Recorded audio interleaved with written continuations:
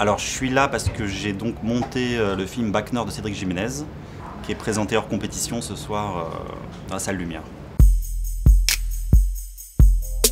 Ouais, en fait, c'est inspiré d'un fait divers qui s'est passé en 2011.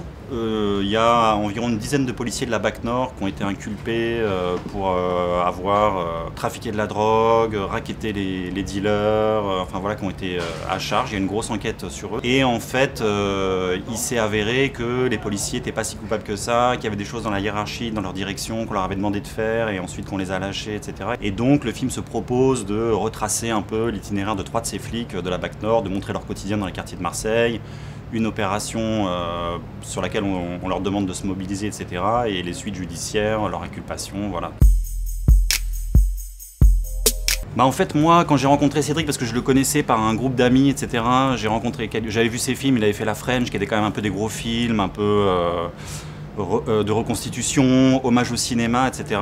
Du coup, je me suis dit, tiens, mais c'est marrant, il a quelque chose de super vivant qu'on n'a pas vu jusqu'à présent dans son cinéma. Assez vite, je lui ai dit, mais n'hésite pas à tourner beaucoup, parce que lui, il tourne beaucoup, à tourner beaucoup avec les acteurs, n'hésite pas à faire des impros, n'hésite pas à accumuler du matériel. Et donc, il a beaucoup poussé au tournage avec ses acteurs, en complicité avec ses acteurs, qui sont François Civil, Karim Leclou, Gilles Lelouch, sur les impros, sur comment vivent ces flics et tout. Donc eux, ils sont vraiment emparés de l'histoire, ils ont réécrit des scènes avec Cédric, ils inventaient, il y avait des mecs qui venaient jouer, qui étaient pour la plupart pas des professionnels, qui savaient même pas qui étaient ces acteurs, qui du coup étaient en impro total, etc. Ils ont vraiment répondu à ça. Et après, l'enjeu au montage, ça a été de réussir à canaliser toutes ces impros et à les faire rentrer dans un récit qui par ailleurs est un récit quand même assez construit, où il y a une intrigue, où il y a de l'action, donc il ne faut pas lâcher le spectateur, il faut que ce soit quand même un truc un peu rythmé, et donc de mélanger comme ça quelque chose d'assez scénarisé, d'assez écrit, et en même temps qui reste extrêmement vivant. Ouais, il y en a plein. La première partie du film, on les suit vraiment dans leur quotidien.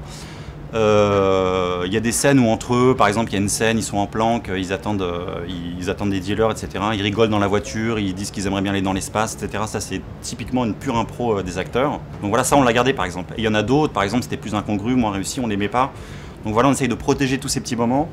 Et après, de voir de quelle façon on peut les faire rentrer dans le récit et que ça paraisse naturel, fluide, pas impro, justement. Voilà. Il y avait d'autres scènes aussi où il s'embrouille avec un dealer qui était un vrai mec qui sortait de prison, qui avait fait 10 ans de prison et tout, qui était vraiment un malfrat qui arrivait sur le tournage.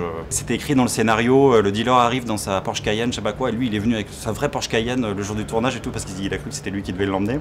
Et quand il a commencé à jouer les scènes, il est complètement parti dans un truc super agressif et tout, hyper intense, et donc les acteurs ont tenu ça, donc voilà, c'était de laisser la possibilité aux acteurs d'aller vers cette intensité et à nous après de la restituer dans le montage.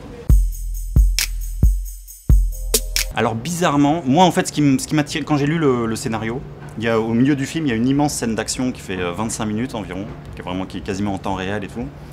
Et quand j'ai lu le scénario, j'ai trouvé ça haletant et tout, et je me suis dit je veux à tout prix faire ça, c'est vraiment le truc, je l'ai jamais fait, voilà, c'est rare d'avoir l'occasion de faire ça, etc. Et quand je l'ai monté, en fait, bizarrement, je l'ai monté facilement, très facilement. Je me suis mis dedans, ça a duré peut-être 10 jours ou je sais pas quoi. Cédric, je lui ai dit laisse-moi faire une première version, etc. J'ai gommé tous les trucs où j'avais l'impression qu'on n'y croyait pas, etc. J'ai essayé de faire en sorte qu'on sache toujours où on est.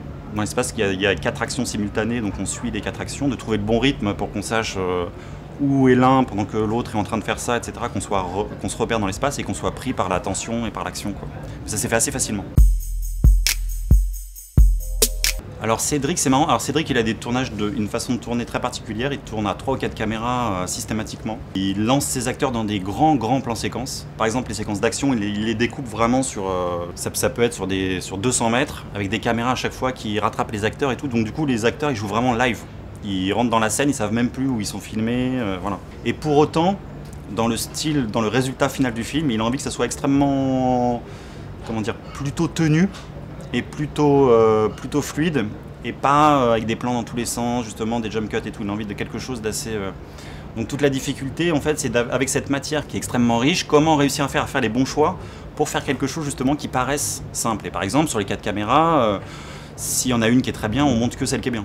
Il ne faut pas hésiter à jeter les 3 autres, parce que finalement, en découpant le truc, ça perdra de la force. Donc voilà, c'est d'arriver à un espèce de résultat assez simple, alors qu'au tournage, il y aurait 10 000 possibilités et que voilà, on pourrait être tenté de tout découper dans tous les sens, mais c'était pas tellement l'idée.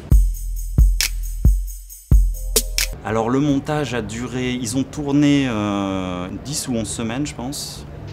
Ils ont commencé en juillet, Moi, je les ai rejoints fin août, donc j'ai commencé pendant le tournage. J'ai monté pas mal sans Cédric quand il est arrivé, il a dû arriver vers mi-septembre, il m'a rejoint. Et on a beaucoup travaillé d'arrache-pied jusqu'en décembre. Le premier confinement est arrivé, donc en fait on s'est arrêté pour tout ce qui était le travail du son et tout qu'on a suspendu. Ce qui n'était pas plus mal parce qu'en fait ça nous a permis, quand on a recommencé le travail vers juin, juillet, de revoir le film, de s'apercevoir qu'on pouvait l'améliorer avec du recul, ce qui est rare et ce qui est vraiment précieux en fait, parce que tout d'un coup tout nous apparaît. Donc voilà, globalement ça a été très long, avec les circonstances qui étaient les nôtres l'année dernière, ça s'est écoulé sur plus d'1 an. Mais finalement on a travaillé plutôt assez... Enfin ça n'a pas été démesurément long.